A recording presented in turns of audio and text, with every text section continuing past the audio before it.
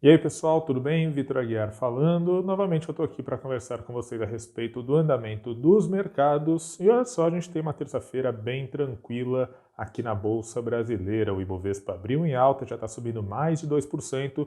Com isso aparece acima do nível dos 80 mil pontos. Para vocês terem uma ideia, já faz mais de um mês desde a última vez que o Ibovespa fechou uma sessão acima dos 80 mil pontos. Vamos ver se hoje o índice consegue se sustentar nesses níveis.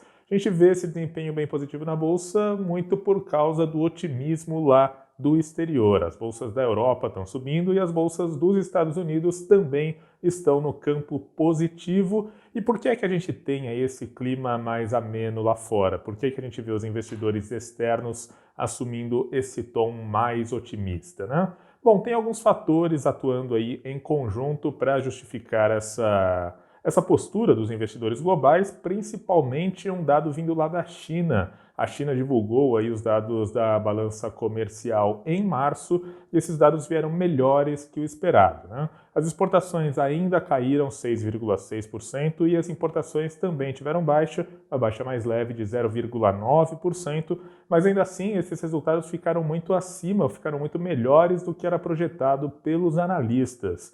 Então, qual que é a leitura, né, que os mercados fazem? A gente tem que lembrar que lá na China, o pico do surto de coronavírus aconteceu mais cedo, aconteceu em janeiro e fevereiro, então a China ela já está um pouco adiantada nesse processo de recuperação e lá a gente já vê que a China está entrando nessa fase aí de retomada gradual da atividade econômica. E com essa atividade, ela não sofrendo tanto quanto os analistas esperavam, isso é claro que cria uma espécie de expectativa em relação ao que pode acontecer na Europa e nos Estados Unidos. Se a China está conseguindo se recuperar mais rápido que o esperado, talvez Europa e Estados Unidos também consigam fazer o mesmo assim que a fase mais grave, a fase mais aguda do surto de coronavírus passar tanto lá no velho continente quanto no território americano. Bom, além disso, lá na Europa, né, o mercado também reage positivamente ao início do relaxamento, isso ainda de uma maneira muito gradual, muito lenta,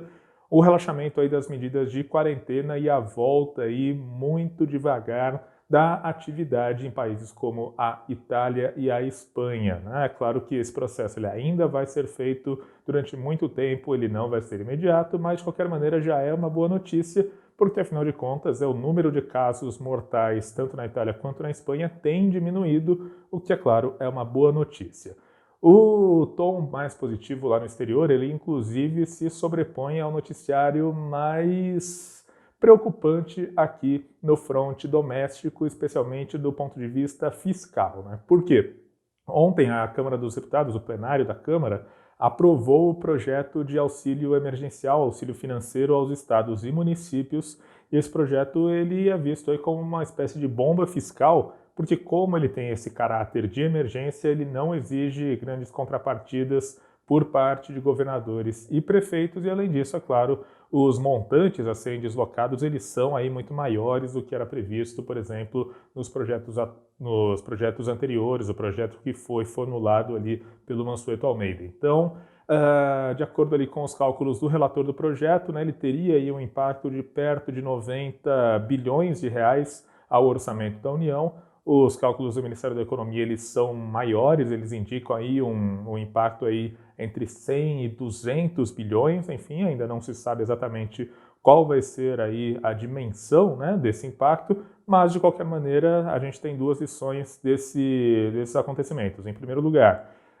isso é uma derrota para o governo tinha tentado aí uma espécie de contraproposta que traria um impacto menor, mas ela não teve adesão, o que teve adesão foi o projeto votado lá na Câmara, e agora tudo, né, os olhos todos ficam ali de olho no Senado, afinal de contas esse projeto agora deve ser votado pelos senadores. Esse é um noticiário que traz sim preocupação, mas de qualquer maneira, considerando esse tom mais positivo visto no exterior, ele acaba ficando em segundo plano, por isso a gente tem o Ibovespa subindo forte. Bom, gente, eu continuo de olho aqui no andamento dos mercados, qualquer novidade eu volto para conversar com vocês aqui no YouTube, certo? Tchau, tchau, um abraço.